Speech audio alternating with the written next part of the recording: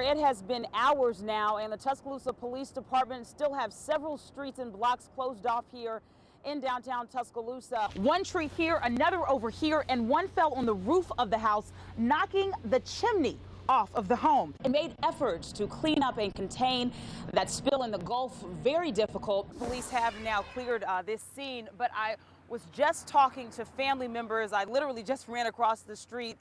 They are extremely emotional. When trying to escape a burning house, stay as low to the ground as possible. Also, grab a shirt or towel. But it takes a lot to go from a childhood dream to this 885-pound pumpkin. One person was brought out of the store in handcuffs and put into a police unit. We do not know if that is a suspect or not. Huff says having an iPhone, a BlackBerry, or another device with internet access may make sexting more of a risk. But one thing that will not be so much fun is the traffic and the parking problems that are sure to come. Rick and Janice, it was about 5 to 10 minutes ago when several police officers rushed into the home here on Arlington Avenue. I'm going to step out of the way and let you guys take a look. Someone opened his box and took the bill out. Then he says they washed it and used it at Walmart. And the flames are out here at this home on the 4900 block of 7th Avenue in Wylam, but the investigation into what caused it has just started. When you stand on the front porch of a house, you're not supposed to be able to look down into it. This is what used to be the front door of the Youngblood Waters family home. Now they're spending the day trying to salvage what they can. We're just trying to see what we can just get what's left. It will take time recovering what's left of her life, searching through upturned drawers, going from room to room with the help of her family. But after living through a tornado that did this to her and her husband's home, Claudine Waters is not complaining. All of a sudden he said, "Here it come, here it come." I had the floor and cover my head. Then all of a sudden, like it didn't last no more than 10 seconds. The top, well, everything just went in on us. The home now sits several feet off its yellow brick foundation. It collapsed into the basement where the couple was hiding, breaking Claudine's leg. And my husband said, "Help me, I can't move." So I started crawling to him with the light in my hand. And he was pinning it, I couldn't move him. Waters realized she needed help to free her husband, but finding it meant getting out from under her caved-in home. I kept crawling, crawling, and crawling. I got to the side of the house with a little crack. I could see the light. It was from this small hole, crowded by bricks and splintered wood, that Waters finally made it out from where she was trapped. Rescue crews then helped her husband. When I got up midway to the street, I seen my mama standing. So it was like out of breath. Just like came back into my body. It was like literally I wasn't breathing. Each breath is becoming easier for Waters' daughter as she stands among the twisted metal and walks through the rubble that now only slightly resembles the house her parents spent 20 years making a home. It's the items with sentimental value that the family is trying hardest to recover. Items like this picture here, caught up in the rubble. They say while they know they can't put their house back together, the memories they made while living here will always remain intact. For now in Pratt City, Arielle Clay, Fox 6 News, on your side. Let's check in with Fox 6 News reporter Arielle Clay now. Arielle?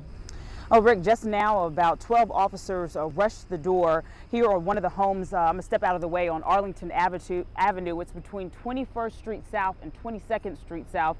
Several of the officers have now gone inside of the home. It is a standoff situation that has been going on here since about midnight.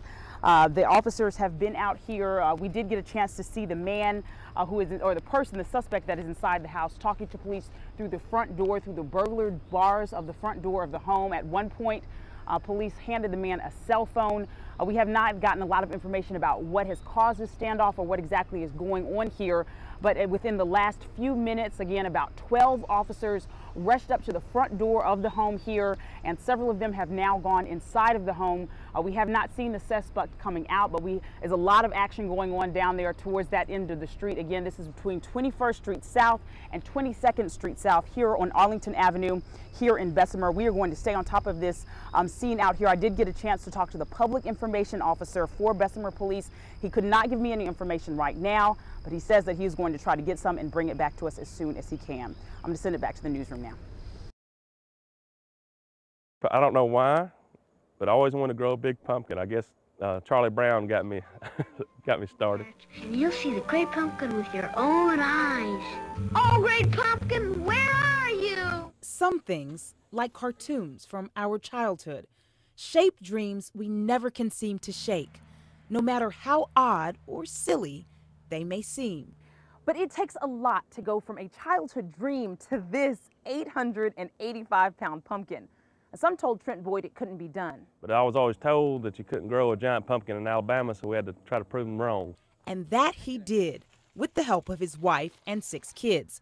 In mid-April, on their Coleman farm, the family started growing seeds from a mother pumpkin that weighed more than 700 pounds. We got the good seeds, which that's what you need. You need good soil.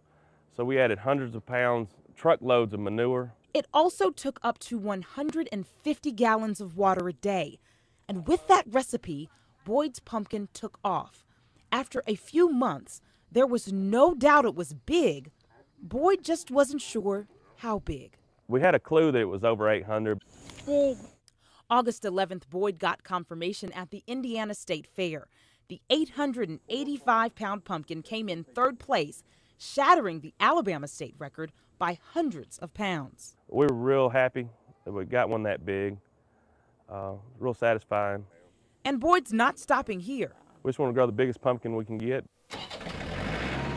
A new dream of sorts. And this time he gets to share it with 6 kids who, like him, dream really big. I don't see how a pumpkin patch could be more sincere than this one.